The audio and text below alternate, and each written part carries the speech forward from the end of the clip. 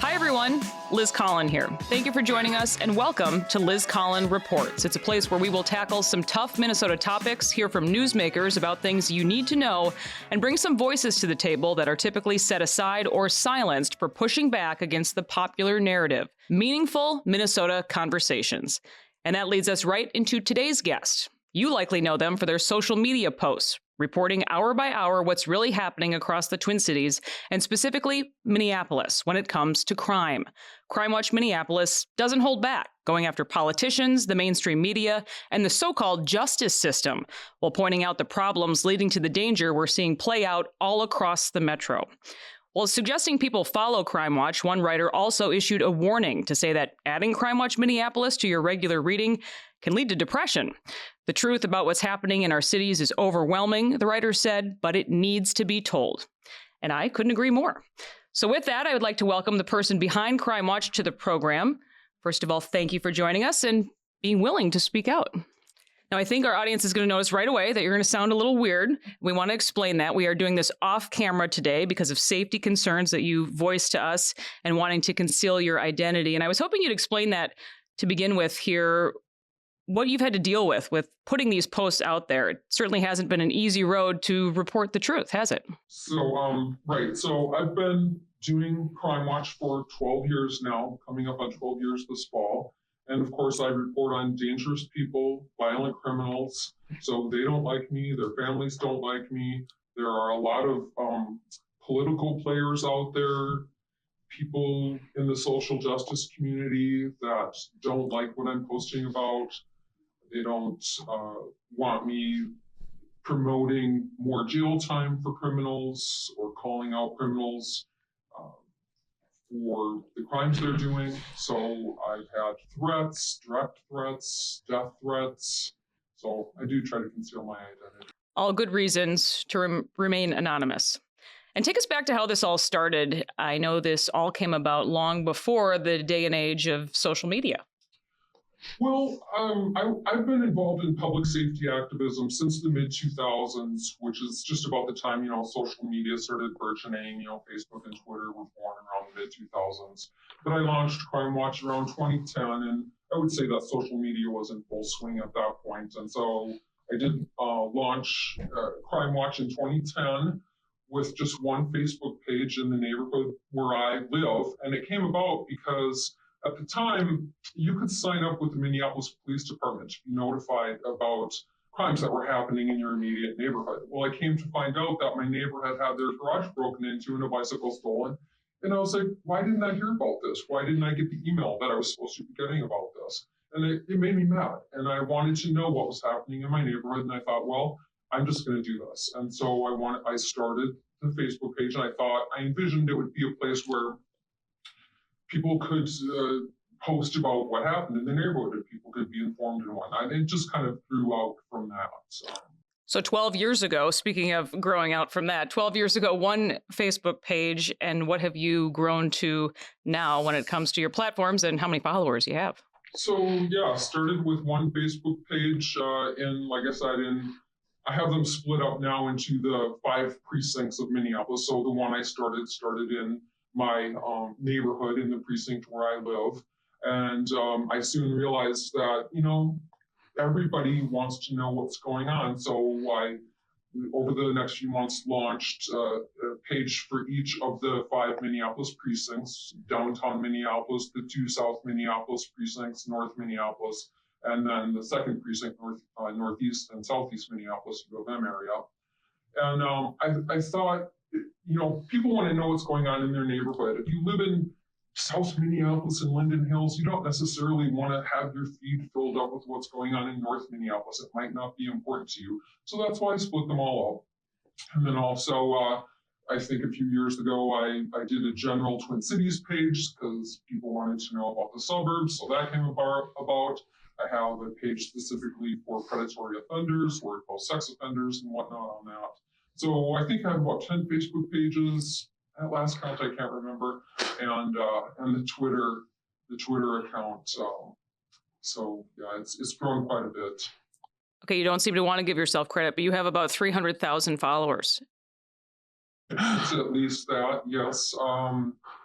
It's grown into quite a bit. Now, as I've explained previously, there's some crossover on the various Facebook pages. Some people like one page, some people like five.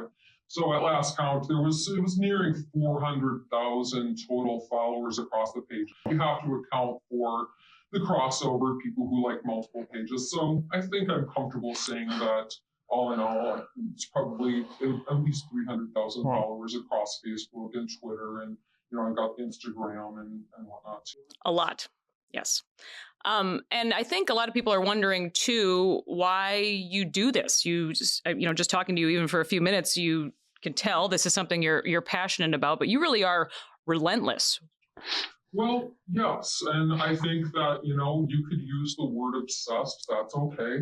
I'm a public safety advocate. I'm a law and order kind of person, and I'm not afraid to say that. I think that's okay. I think that criminals need to be held accountable. In this position, I'll just call it this position of what I'm doing here with Crime Watch, I've come to learn so much over the years of how our system is not working and people are not being held accountable. And it's driving me more and more to tell people this system isn't working. People are being more and more victimized by this lax criminal justice system. So it's my goal, it's my obsession to let people know about that and how it's not working. And I think that's great because we're going to let you highlight some cases that you've uncovered and really followed from the very beginning to point that out, because people, you're right, need to know. And I know you don't want to give away any secrets here today, Crime Watch, but I think people also are wondering, how the heck do you do this? You don't want to give away any secrets, but are you sleeping with a scanner under your pillow? Are you even sleeping at all? Where are you getting this information? I don't get a lot of sleep. Thanks for asking. I have a funny story, and I've alluded to this a couple of times on the Twitter page, at least. There's one reporter from our so-called newspaper of record here in the cities that constantly is messaging me and asking me where I got my information. I mean, more than once or twice, a handful of times he's messaged me, and I've ignored him every time.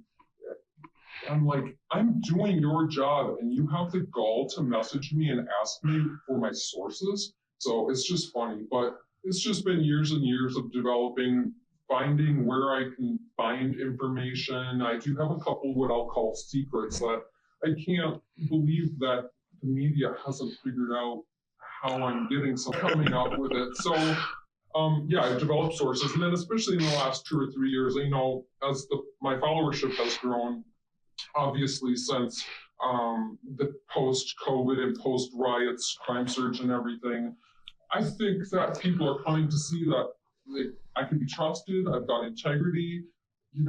If I'm wrong, I'll post about it, but it's not too often I get something wrong. If I do, I'm willing to correct it. But I've got a lot of people coming to me now, who are in the system, working in the system, cops, investigators, people working in Hennepin County at various other county agencies, coming to me now with information that they want me to get out because they don't like the way the system's working either. So I have developed, quite a list of actual, physical, personal sources who are helping with information as well. That's powerful. They want to see changes made too, and they feel the public needs to know. And then, of course, the day-to-day stuff that I post that everybody sees and wants to know about, the incidents happening, of course, that comes from police scanners, which, I'm lucky I have a job that I can work at home, so people are wondering how I do this. It's just like having a radio on in the background. It just plays in the background. When I hear something happening, it gets posted. It's not like I'm sitting in my basement with, surrounded by scanners and computers and everything. That's not how it works. It's just I live my life, and I'm lucky enough to have a flexible schedule that I can do this. Amazing. And I know your focus is real-time information, up-to-date information, and you've seen again and again how that's made a difference in cases. It's totally made a difference. I can't even count the number of times people have messaged me and told me, oh, I got my bike back because of you, or they found my car because of the post that you made. Or one really powerful thing, a lady messaged me last year and she said, I saw your post about that police pursuit that was coming through our neighborhood, and I quick went outside and grabbed my kids and brought them inside. So, I mean, it's just stuff like that. And I have people message me, I work downtown, thank you so much for letting me know when something's going on. I've learned to, watch my six, or, pay attention to my surroundings because of what's going on. I don't pull up too close to the car in front of me now anymore because of your posts. You let me know what's going on, and I really value that. So I'm glad people let me know that, and it's really important to me, and it's really gratifying to know that people take it to that level and they're looking out for their own safety because of it. Now I want to dig into what the heck is going on crime-wise, not just in Minneapolis and St. Paul, but across the Twin Cities.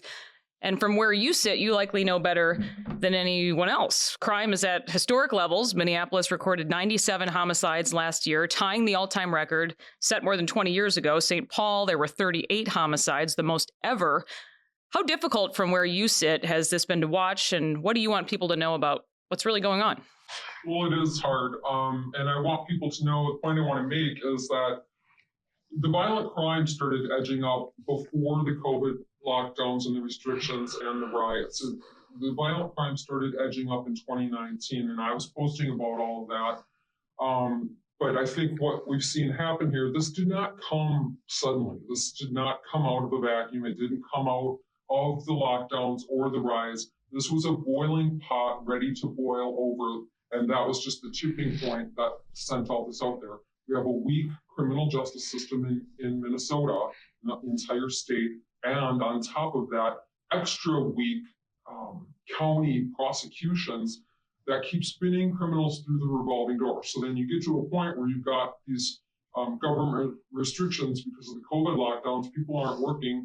You've got all these people who probably should have been in jail who are out there now taking advantage of the situation, and and then obviously the riots hit. So this didn't come out of nowhere. This has been boiling for a long time, and it is extra frustrating because, like I said, in 2019, before all of this started, I kind of felt like I was making progress on the social media and helping educate people about how the system was working, and I really naively thought, we might turn a corner here. Maybe people will get smart and we can get some things changed here.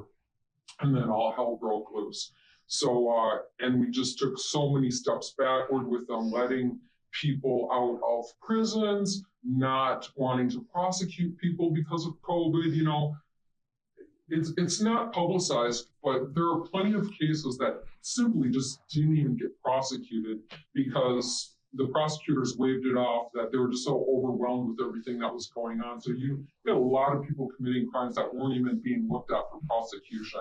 And then if they were arrested or prosecuted, they were spun out of the jail right away because of the COVID precautions. So it's just a nightmare. And that's the whole point that I sometimes see you make. This didn't have to happen. This didn't have to happen. This didn't have to happen. Right. And let's talk about the carjacking crisis, specifically when we're talking about the crime spree. You were the first to point this out on social media, but more than 600 carjackings in total last year in Minneapolis, 101 in St. Paul. Sadly, we know the year right now isn't looking much better, and you've uncovered a lot when it comes to this particular crime wave. What do you want people to know about why this has been allowed to happen, and also what people can do to protect themselves? Because I do feel like it's sort of on us at this point. Well, I should just touch on the protection thing to begin with, people's personal safety. And I get asked this all the time. People, visitors from out of town will message me and say, I'm coming to Minneapolis, what do I need to do?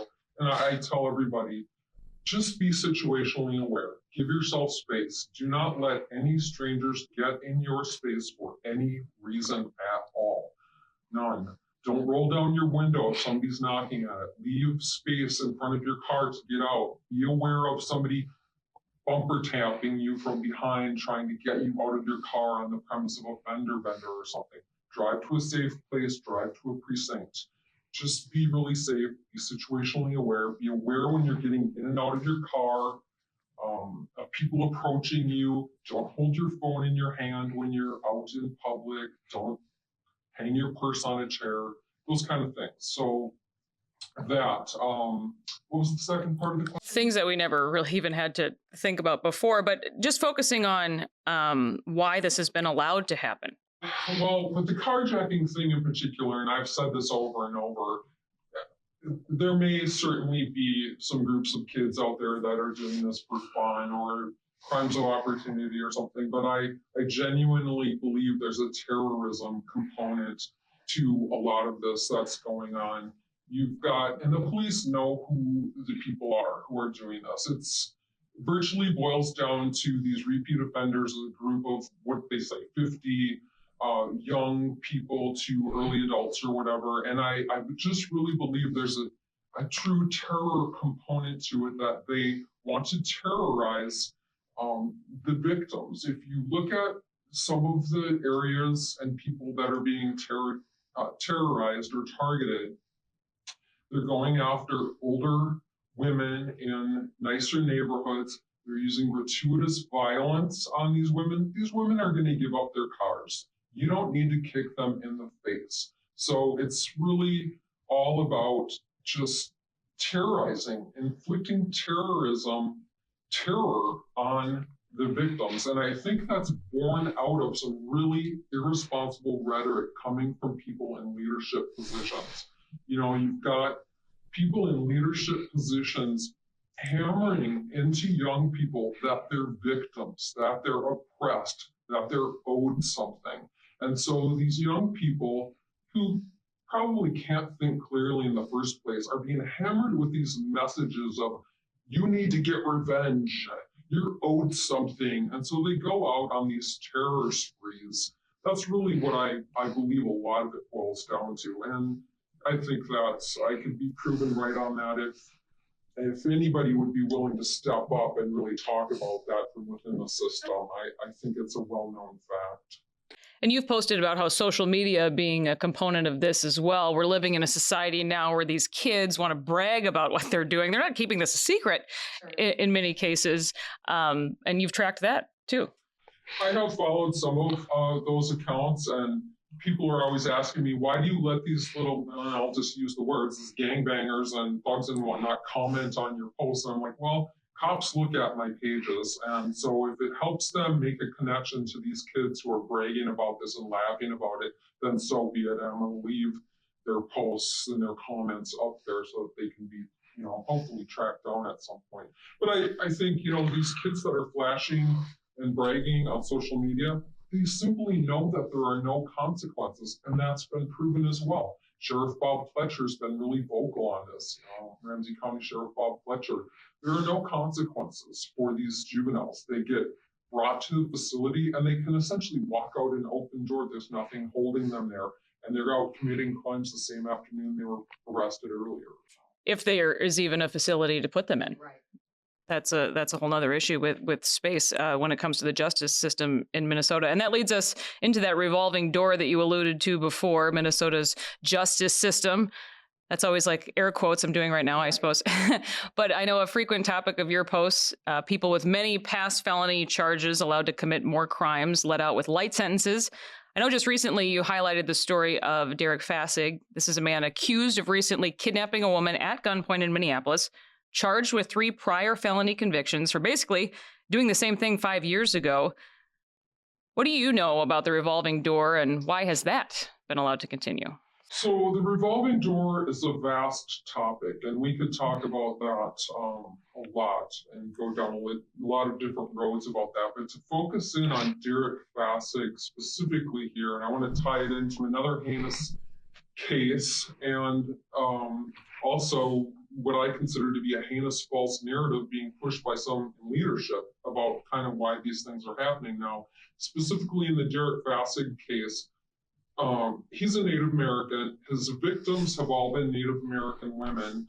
The 2015 case or 2016 case, whichever one that was, he was charged with kidnapping and sexual assault and a bunch of other felonies in that case.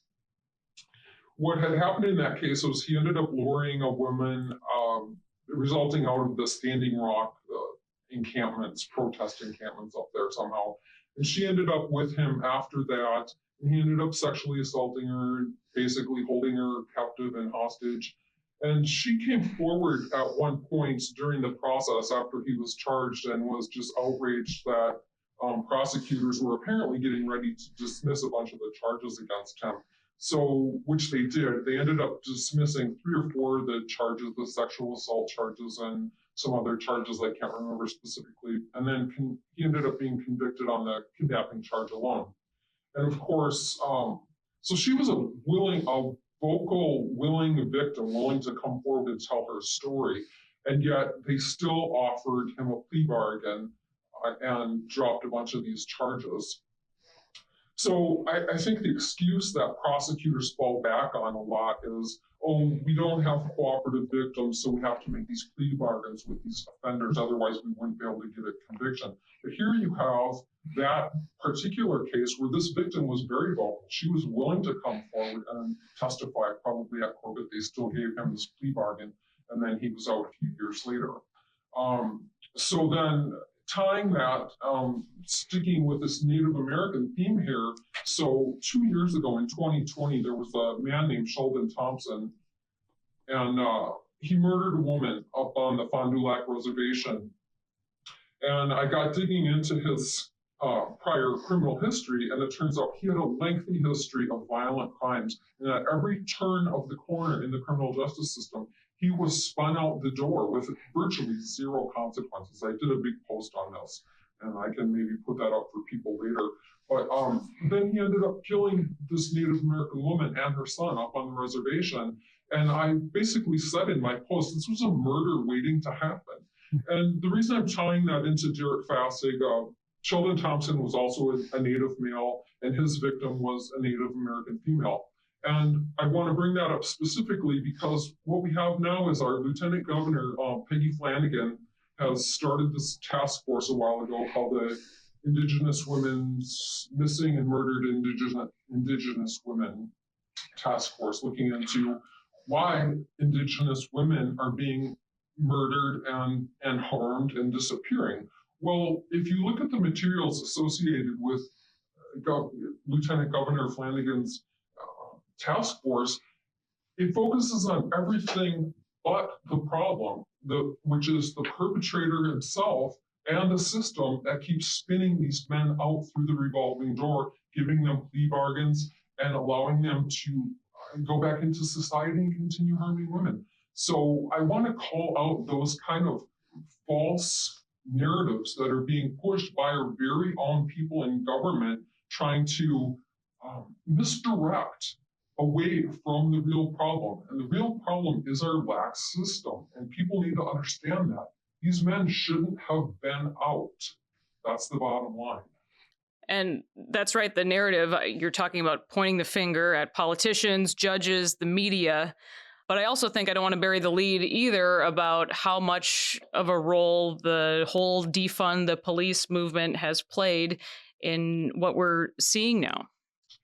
Well, it's just weakened. I think it makes people, criminals or people with a propensity to criminal behavior, look at the system and just say, look, it's weakened now. Even our leaders, quote unquote, and I always have to use the air quotes with that when I use that word too, because they're not leaders. They come out and they use these really negative narratives, and they feed into the bad police narrative, and kind of without separating individuals out of that. Granted, there are some things in the system in its entirety that need to change. There's some things interwoven in there. I get that. But you have to separate that out and stop blaming police as a whole or, Yeah, I was struck about some statistics the Ramsey County provided me with when we were able to ride along with their CAT team, their carjacking auto theft team, that every single one of the 60 arrests they've made in the course of 5 months, every person they have arrested except one fled the scene. They're not stopping. They're running. I mean, so the message has been taken. Post yesterday, well, this is going to be delayed, but so on the 16th, or I don't know what day it is today, but on yesterday, Tuesday, I made a post where there was an Alfa Romeo taken in an armed carjacking in Linden Hills on February 5th, I think it was. It was a rental car, somebody was in town visiting.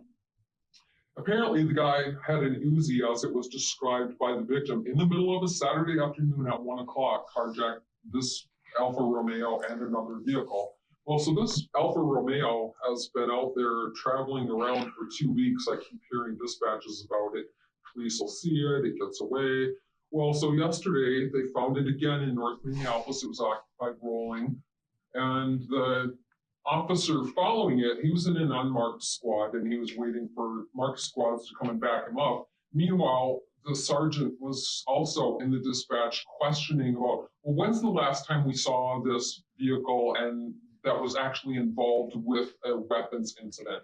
Well, it turns out it was involved in a shooting in North Minneapolis the same day it was carjacked. So this is 2 weeks ago now. And the sergeant was like, well, the gun incident was 2 weeks ago, so we're not going to, approve the pursuit at this time, because it's like, well, the guy carjacked it with an Uzi and they were involved in a shooting, and now 2 weeks later he's still out there carousing around, still causing problems, and you're not going to allow this pursuit, and he's allowed to just drive away. Well, long story short, that the suspect did bail out and ended up being captured inside someone's attic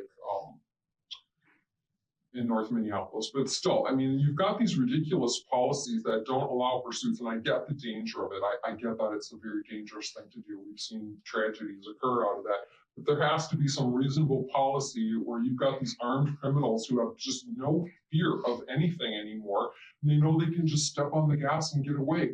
And how many crimes have been committed by the same guy in the last 2 weeks?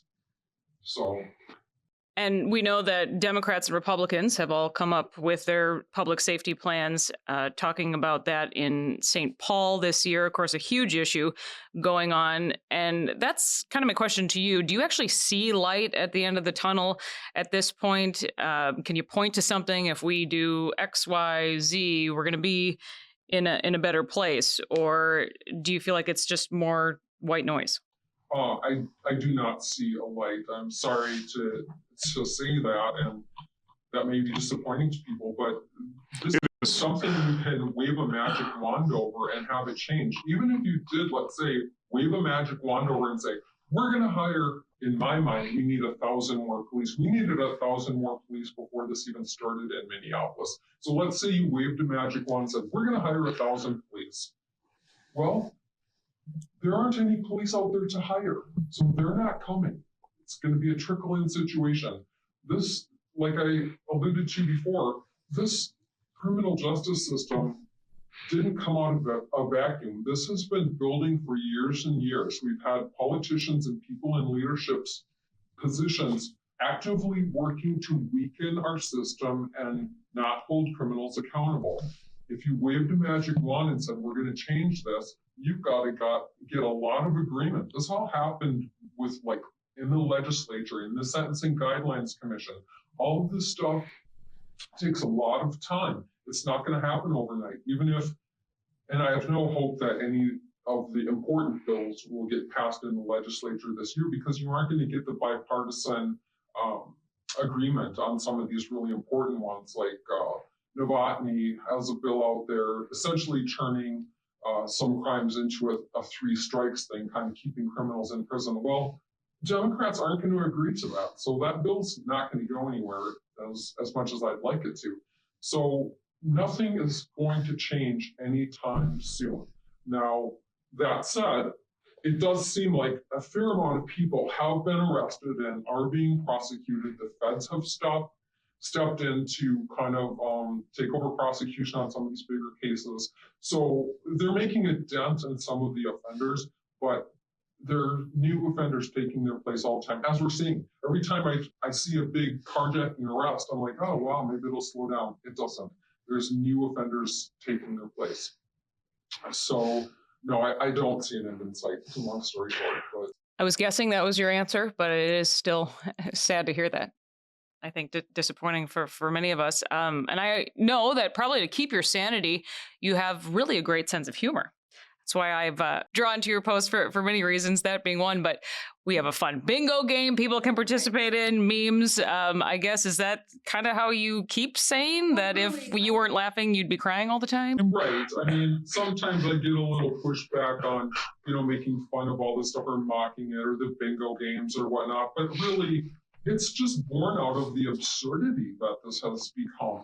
I mean, once you get to the point where you can make a bingo card out of things that keep happening over and over, you've got a problem. And so if it takes a bingo card with all of these absurd situations that keep happening over and over to get people's attention that something needs to change, then that's what I'm going to keep doing.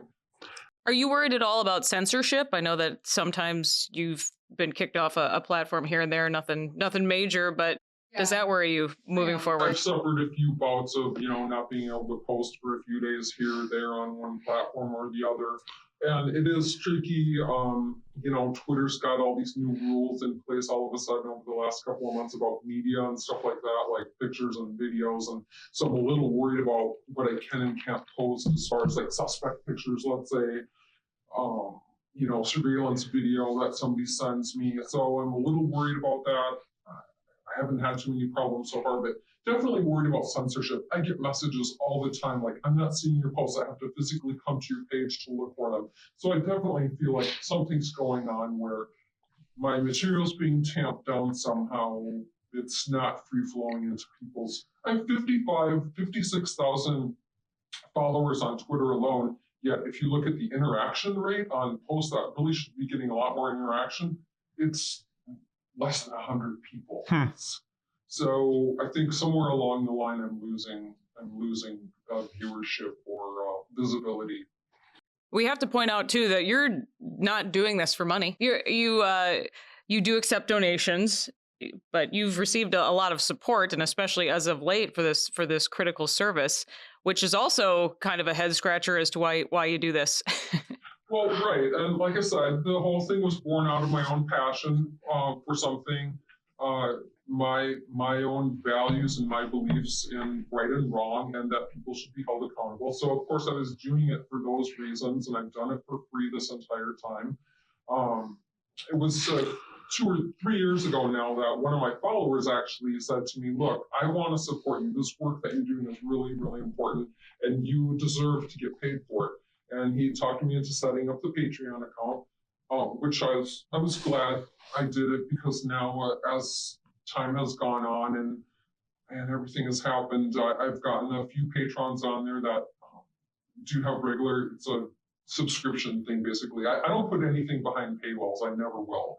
Everything's always free to access, but if you choose to support me through that venue, you can do that. Otherwise, up at the top of the Twitter page, there's a tip jar or a link to the tip jars. But I am really grateful for the people that choose to place value on the information that I'm putting out there, because it is actual work.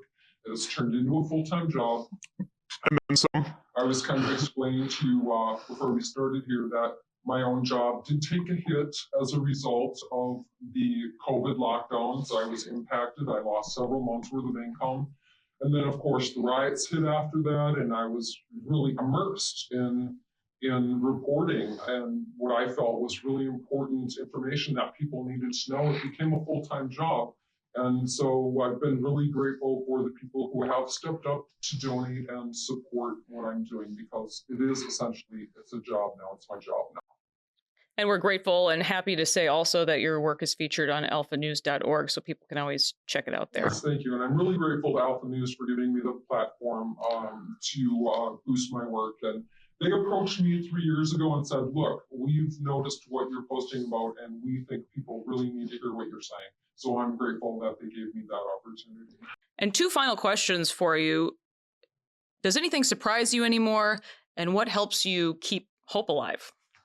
No, nothing really surprises me. And to be honest with you, I wouldn't say I have hope.